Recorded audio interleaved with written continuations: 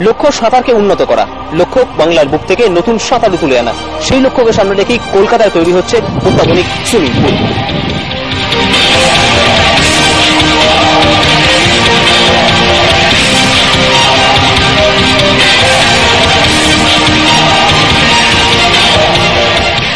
Deshbandhu park Kolkata পুরসভা ও রাজ্য সরকারের যৌথ উদ্যোগে কলকাতার এই পার্কেই তৈরি হচ্ছে অত্যাধুনিক সুইমিং পুল।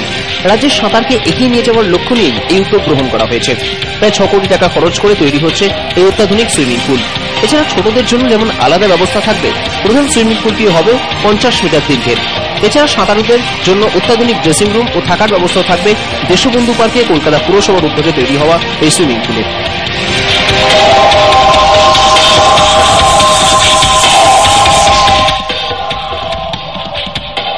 আমরা মনে করি যে যদি আমাদের কলকাতা শহর থেকে সুইমার তুলতে হয়, তাহলে তার সেই ইনফ্রাস্ট্রাকচার দিতে হবে সুইমার তৈরি করার ক্ষেত্রে।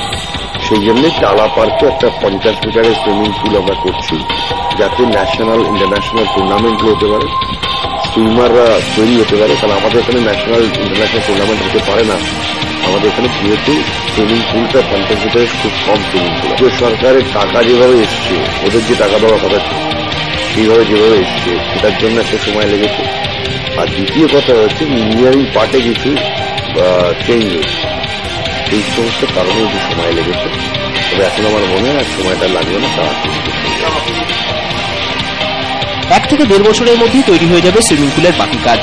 রাজ্য ও জাতীয় স্তরের প্রতিযোগিতা ছাড়াও আন্তর্জাতিক প্রতিযোগিতারও আসর বসানো হবে এই সুইমিং পুলে।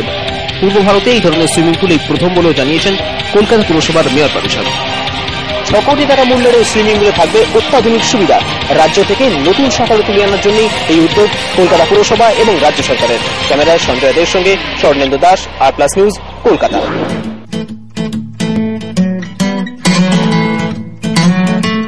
নেই উন্নত পরিকাঠামো, নেই পর্যাপ্ত সুবিধা, তাই টিম করে চলছে বাংলার সাইকেলিং। একটা সময় বাংলা সাইক্লিস্টরা শাসন করত ভারতের সাইকেল রেসকে। বাংলার গন্ডি ছাড়িয়ে বাঙালি সাইক্লিস্টদের হাত ধরে সাফল্য পেত ভারত।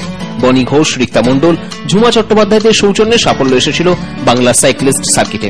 কিন্তু সময়ের পরিবর্তন হয়েছে। দীর্ঘ সময়ের অবহেলার বঞ্চনার ফলে পিছিয়ে পড়েছে বাংলা সাইক্লিস্টরা।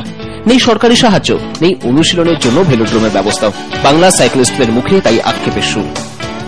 রবীন্দ্র সরোবর স্টেডিয়ামে আমরা যখন চ্যাম্পিয়ন এনেছি, ইন্টারন্যাশনাল হয়েছি, তখন ওইখানে আমরা কিছুটা প্র্যাকটিস পেয়েছি এবং পরবর্তীকালে পাতিয়ালে গিয়ে প্র্যাকটিস করে আমরা ইন্ডিয়া স্ট্যান্ডার্ড পর্বত থেকে গেছিলাম। আমাদের পর থেকে আমাদের এখানে সবাই আছে, সবকিছু আছে, কিন্তু রাস্তা নেই, প্র্যাকটিসের জায়গা নেই। আমাদের জায়গা